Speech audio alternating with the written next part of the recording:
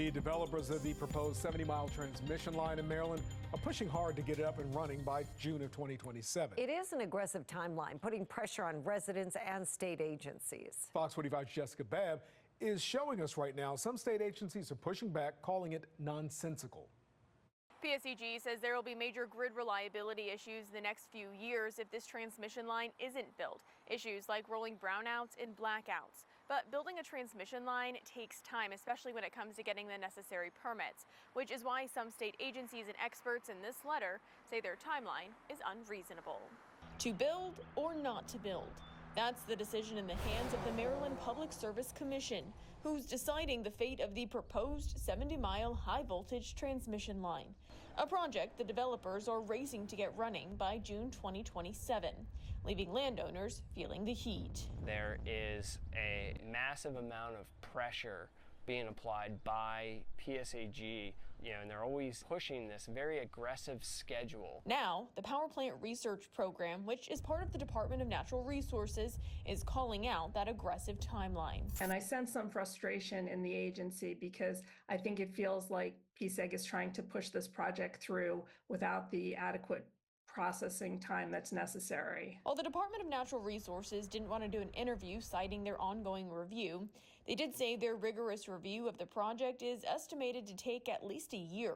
As part of their review, a few weeks ago, they told PSEG their application with the state was incomplete, saying they needed surveys of the land they want to build on. Carolyn Elephant, the counsel for Stop MPRP, says it's a critical part of the process. Site access is the most important part of project development, and so I think they're frustrated that this problem wasn't addressed at the beginning, and now the burden is falling to PPRP to hurry up and move at the applicant's pace instead of the applicant trying to accommodate the agencies. Since residents along the route have been resisting, PSEG filed a lawsuit trying to get access to people's private property.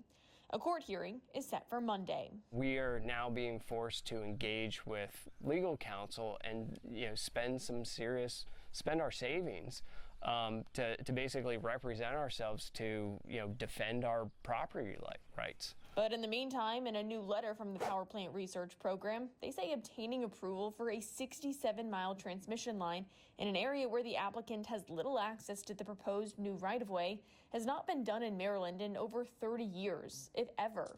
And while they say PSEG describes the project as unprecedented, they say both PSEG and PJM, the grid operator, should have known getting access to the properties along the route would be time-consuming, and getting data from the field, which they still don't have, was necessary to get the permits for the project. Not to mention, to get permits, it'll also take time to go through all the data they collect. For instance, Power Plant Research Program officials say it can take a year to get federal and state wetland permits. As far as I can tell, this is the largest transmission project that's ever been proposed in Maryland. The letter continues to say even if PSEG gets permission to build the transmission line, they'll still be waiting on other permits.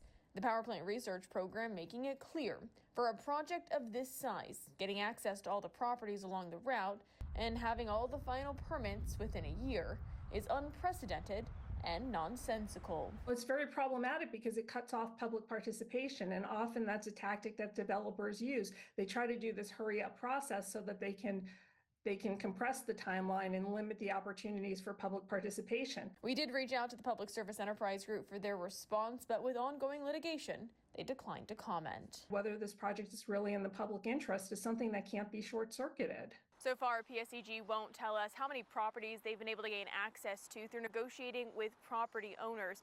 But with the federal case being heard in court next week, we should know soon whether a judge will allow PSEG on private property or not. In Baltimore, Jessica Babb, Fox 45 News. I'm Mary Bubala. Thank you for watching. Here's another video for you to watch. Also take some time to subscribe to our YouTube channel.